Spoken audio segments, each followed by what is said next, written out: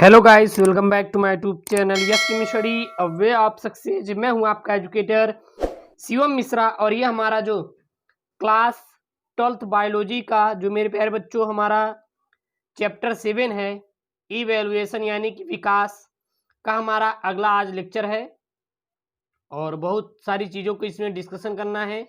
हम लोग ने पिछले लेक्चर में जाना था, ये क्लास 12th बायोलॉजी चैप्टर 7 है, ठीक है, हिंदी मीडियम वालों के लिए। ओपेरिन का सिद्धांत या फिर ओपेरिन के सिद्धांत को ही प्रकृतिवाद या फिर जीव उद्भव या फिर ओपेरिन हॉल्डेन सिद्धांत भी कहा जाता है, ठीक है ना।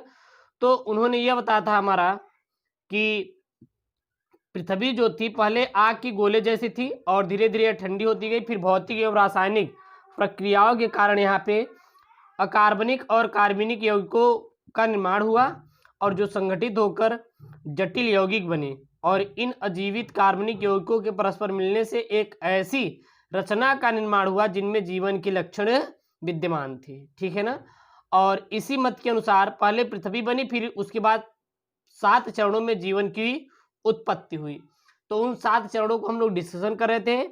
पहला जो चरण था वो था हमारा आदि वायुमंडल एवं परमाणु अवस्था। पहला आपका क्या था? आदि वायुमंडल एवं परमाणु अवस्था, यानी कि पृथ्वी की उत्पत्ति लगभग 5 अरब वर्ष पूर्व मानी जाती है। और जो हमारा पहला मतलब कि जो पहला नियम था आदि वायुमंडल एवं परमाणु अवस्था के आधार पर, और यह भी माना जाता है कि पृथ्वी की उत्पत्ति सूर्य से गैसीय पिंड के अलग हो जाने से हुई अथवा कॉस्मिक धूल जो थी, हमारी कॉस्मिक धूल जो थी धीरे धीरे संगठित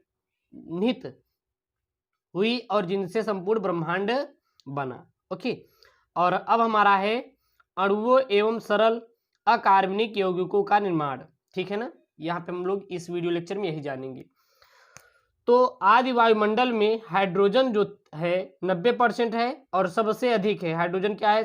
90% जो कि सबसे अधिक है, तथा अब यानी दूसरे चरण में हम बात करेंगे सक्रिय थी, ठीक है ना, जिसके कारण उस समय उपस्थित कुछ ऑक्सीजन के साथ मिलकर उसने जल बनाया। यानी कि हाइड्रोजन और जब ऑक्सीजन बना तो क्या बनाया? हमारा जल बनाया। और बची हुई हाइड्रोजन ने परमाणु और कार्बन के साथ मिलकर अमोनिया तथा मेथेन बनाया, ठीक है ना। तो चलिए इसमें हम लोग लिखते हैं, इसमें लिखेंगे कि आदि वायुमंडल में हाइड्रोजन 90% यानी क्या है? सबसे अधिक है, सबसे अधिक हाइड्रोजन 90% तथा यह सक्रिय था, जिसके कारण उस समय उपस्थित कुछ ऑक्सीजन के साथ मिलकर इसने जल यानी कि H2O बनाया, ठीक है ना। इन्होंने क्या बनाया? H2O का निर्माण किया और बची हुई हाइड्रोजन ने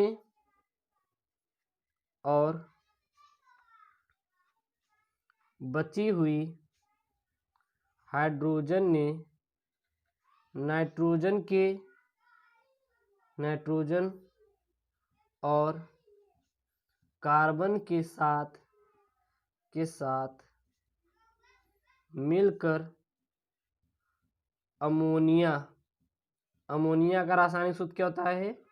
NH3 तथा मीथेन यानी कि CH4 का निर्माण किया, ठीक है। और फिर क्या हुआ? समय के साथ साथ पृथ्वी लगातार ठंडी होने के कारण कुछ गैसीय तरल के रूप में बदल गए और कुछ गैसीय जो पदार्थ थे हमारे ठोस में बदल गए और वाष्प ने धीरे धीरे ठंडा होकर बादल और कोहरे बना लिया, ठीक है ना। और जो वाष्प थे हमारे, जब ये ठंडा हो गए तो कोहरा और बादल बना लिए, जो वर्ष के पूर्व में पृथ्वी पर मतलब कि बरसती थी, और ये तपती हुई पृथ्वी के संपर्क में आते थे, पुनः वाष्प के रूप में वायुमंडल से मिल जाते थे, और यही चक्र लगातार लाखों वर्षों तक चलता रहा, जिसके फलस्वरूप पृथ्वी धीरे धीरे ठंडी होने लगी तथा भारी वर्षा के कारण जगह जगह पानी के गड्ढे बन गए, जो बाद में झील व सागर बने, और ज्वालामुखी व भूकंप के कारण पर्वतों व घाटियों का क्या हुआ, निर्माण हुआ। ठीक है ना। और पर्वतों से नदियाँ, सरिताएं व झरने फूट पड़े, जो अपने साथ प्रचुर मात्रा में खनिज लवण बाहर लेकर आए। तो अणुओं एवं सरल अकार्बनिक यौगिकों का निर्माण, यानी कि इसमें क्या हुआ था कि हमारे इस वायुमंडल में हाइड्रोजन बहुत ज़्यादा था। जब हाइड्रोजन ने ऑक्सीजन के साथ क्रिया कराया तो क्या बनाया, जल बनाया, और जो बची हुई हाइड्रोजन और नाइट्रोजन थी, नाइट्रोजन और कार्बन थी, इसके साथ हाइड्रोजन ने मिलकर अमोनिया और मीथेन का निर्माण किया। ठीक ना। फिर समय के साथ साथ जो पृथ्वी है लगातार ठंडी होने के कारण, फिर अब जानते हैं कि कोई भी चीज़ है गर्म करेंगे तो ठंडा तो होगा, फिर क्या हुआ कि वो ठंडी होती चली गई, और कुछ जो तरल पदार्थ मतलब कि जो गैस थे वो तरल पदार्थ बदल गए, और फिर वाष्प भी धीरे धीरे ठंडा होकर बादल और कोहरे में ले लिया, और फिर वर्षा हुई, फिर थोड़ा ठंडा हुआ, फिर वर्षा हुई, फिर ठंडी हुई, मतलब धीरे धीरे ऐसे ही पृथ्वी ठंडी हो गई, और भूकंप, ज्वालामुखी आए तो पर्वत और नदियों का, झीलों का, गड्ढों का निर्माण हुआ। ठीक है ना। चलिए आप कब आता है मेरे प्यारे बच्चों, यहाँ पे जो अगला चरण है वो हमारा चरण आता है तीसरा, कार्बनिक यौगिकों का निर्माण। किसका निर्माण आता है, तीसरा आता है आपके कार्बनिक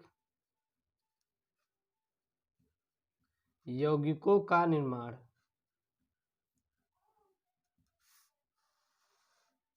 कार्बनिक यौगिकों का निर्माण, कार्बनिक यौगिकों का निर्माण में हम लोग लिखेंगे, जब वायुमंडल का ताप, जो हमारा क्या, वायुमंडल का जो ताप था वो लगभग हमारा था, जब वायुमंडल का ताप कितना था, तो हमारा वायुमंडल का जब ताप लगभग हमारा था मेरे प्यारे बच्चों, वो था 1000 डिग्री सेल्सियस हो गया, तब अनेक संतृप्त व असंतृप्त हाइड्रोकार्बन का निर्माण हुआ, जैसे कि एसिटिलीन और मीथेन, एथेन, एथिलीन आदि बने। ठीक ना।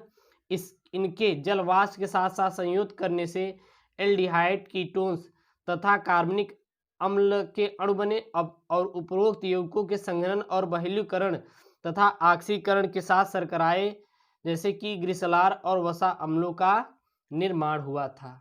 ठीक है ना। तो इसमें क्या लिखेंगे, जब वायुमंडल का ताप लगभग 1000 डिग्री सेल्सियस हो गया, तब अनेक संतृप्त एवं असंतृप्त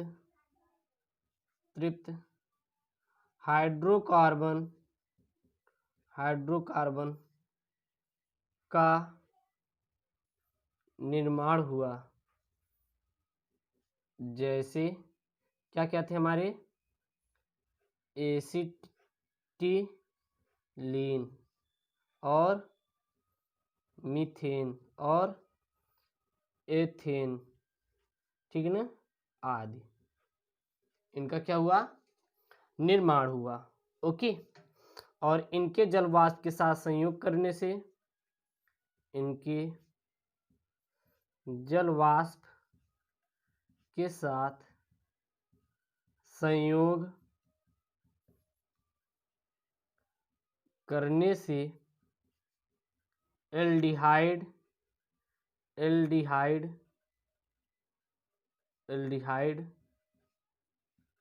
कीटोन्स तथा कार्बनिक अम्ल के अणु बने, कार्बनिक अम्ल के क्या बने, अणु बने। ठीक है ना। और उपरोक्त यौगिक। और उपरोक्त यौगिक के कौन कौन थे हमारे? यही एथेन, मेथेन इत्यादि जितने भी थे। यौगिकों के संघनन बहुलीकरण तथा ऑक्सीकरण से सरल शर्कराएं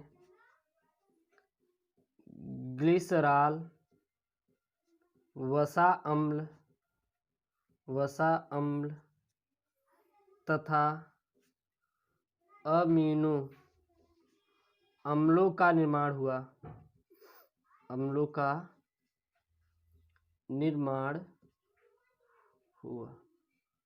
ठीक है, ये आपका था कार्बनिक यौगिकों का निर्माण, जो कि हमारा कौन था? ये हमारा था मेरे प्यारे बच्चों तीसरा था ना। अब यहाँ पे 7 थे, तो 4 और बचे हैं। इसी वीडियो में उसको भी हम लोग डिस्कशन करेंगे। अगला आपका है वो है हमारा जटिल कार्बनिक यौगिकों का निर्माण। नेक्स्ट हमारा क्या रहेगा? तो नेक्स्ट है जो चौथा, वो है जटिल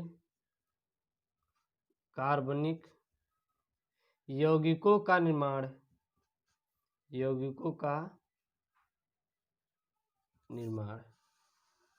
ये जटिल कार्बनिक यौगिकों का निर्माण कैसे हुआ? तो रासायनिक संश्लेषण द्वारा बने कार्बनिक यौगिक जैसे कि एमिनो अम्ल, वसा अम्ल, ग्लिसरॉल आदि शर्कराएं आदि समुद्र के गर्म जल में उबलती रहें और टकराती रहें तथा आपस में अभिक्रिया करके जटिल कार्बनिक यौगिकों का निर्माण किए। ठीक है ना। तो हमारा चौथा में हमारा जटिल कार्बनिकों का यौगिकों का निर्माण कैसे हुआ? तो यहाँ पे लिखेंगे हम लोग कि पेन गिर गया है। तो यहाँ पे लिखेंगे रासायनिक संश्लेषण द्वारा बने कार्बनिक यौगिकों जैसे अमीनो अम्ल,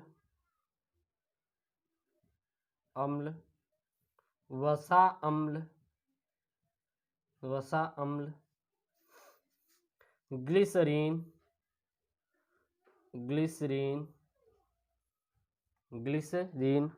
व शर्कराएं आदि समुद्र के गर्म जल में उबलते रहें और क्या रहें? टकराते रहें तथा आपस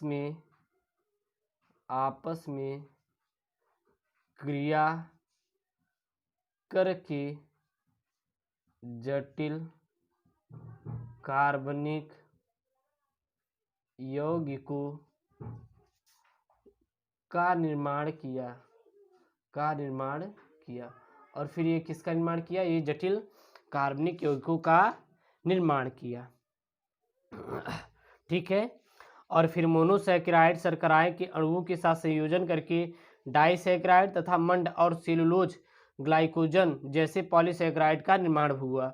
और इसी प्रकार हम लोग लिख सकते हैं कि वसा अम्लों तथा ग्लिसरॉल के संयोजन से वसा बनी और अमीनो अम्ल से प्रोटीन का निर्माण हुआ।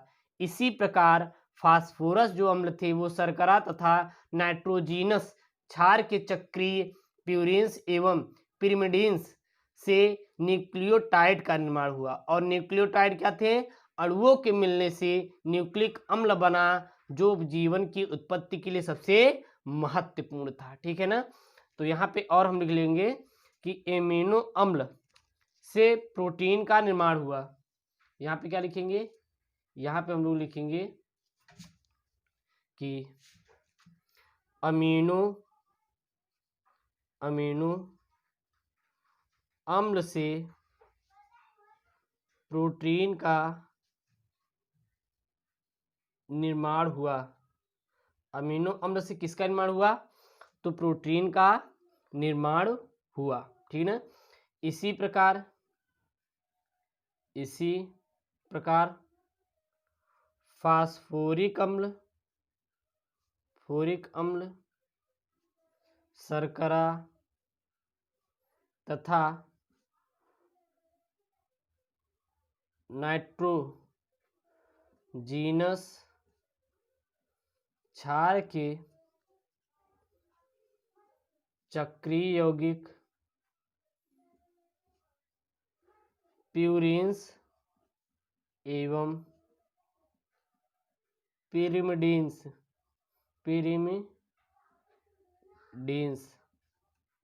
ने न्यूक्लियोटाइड का निर्माण किए। न्यूक्लियोटाइड का क्या किए? निर्माण किए, और न्यूक्लियोटाइड अणुओं के मिलने से न्यूक्लिक अम्ल बना। और न्यूक्लियोटाइड के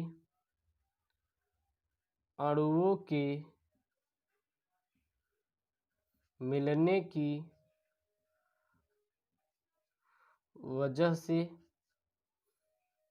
वजह से किसका निर्माण हुआ? न्यूक्लिक अम्ल का निर्माण हुआ। न्यूक्लिक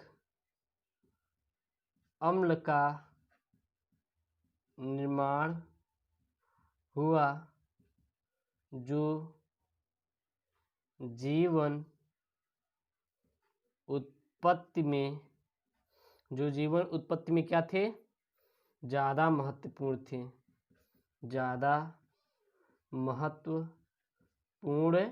थे। ठीक है, ये याद रखिएगा। और हमारा पांचवा जो है वो है मेरे प्यारे बच्चों न्यूक्लियोप्रोटीन्स का निर्माण। किसका? न्यूक्लियोप्रोटीन्स का निर्माण।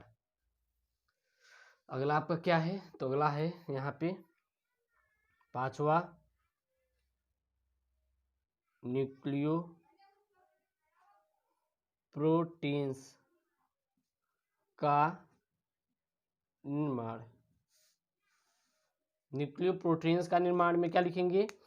इस प्रकार हमारे जो प्रोटीन्स तथा न्यूक्लिक अम्ल के अणु परस्पर क्रिया करके तथा इससे न्यूक्लियोप्रोटीन के बृहद अणुओं का निर्माण हुआ। और यह भी माना जाता है कि न्यूक्लियोप्रोटीन में स्वतंत्र जीन के लक्षण रहे। इसकी तुलना एक वायरस से की गई जो एक सजीव कोशिका में जाकर सक्रिय हो जाता है। और इस प्रकार हमारे जो न्यूक्लियोप्रोटीन थे वो सजीव और निर्जीव के बीच कड़ी मानी जा सकती थी या फिर मानी जाती थी। तो इसमें क्या लिखेंगे? यहाँ पे लिखेंगे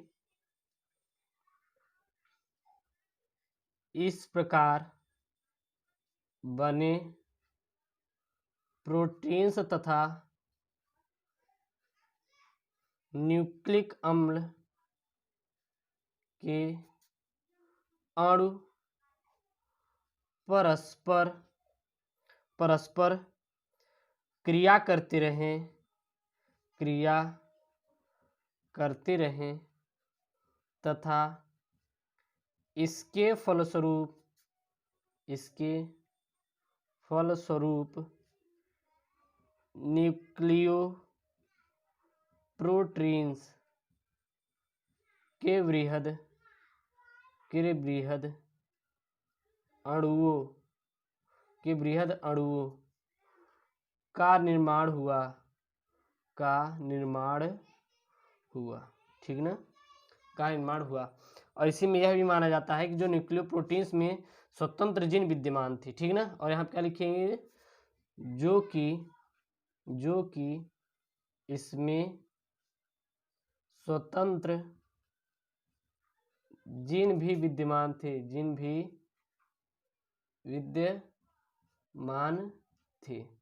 ठीक है, इसमें स्वतंत्र जीन भी विद्यमान थे और इसकी तुलना वायरस से की जाती है।